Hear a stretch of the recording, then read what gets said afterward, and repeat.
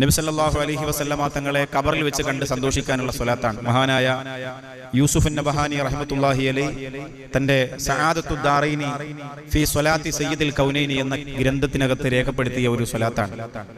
33 പ്രാവശ്യമാണ് ഈ സ്വലാത്ത് ഒരു ദിവസം നിങ്ങൾ ചൊല്ലേണ്ടത്.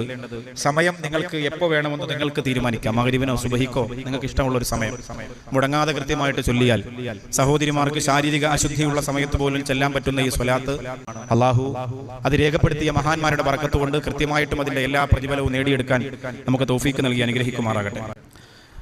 ബിസ്മില്ലാഹിർ റഹ്മാനിർ റഹീം.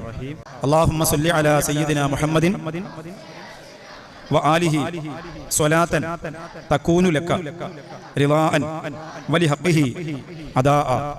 മുത്തുനബി സല്ലല്ലാഹു അലൈഹി വസല്ലമ തങ്ങളോടുള്ള സ്വലാത്തിന്റെ ഒരു ഹക്ക് നാം നിർവഹിക്കുന്നതായും അള്ളാഹുവിന് ഏറ്റവും തൃപ്തിപ്പെട്ട രീതിയിലുള്ള സ്വലാത്തായും ഇത് സ്വീകരിക്കണമെന്നാണ് ഈ സ്വലാത്തിന്റെ ഉൾസാരം.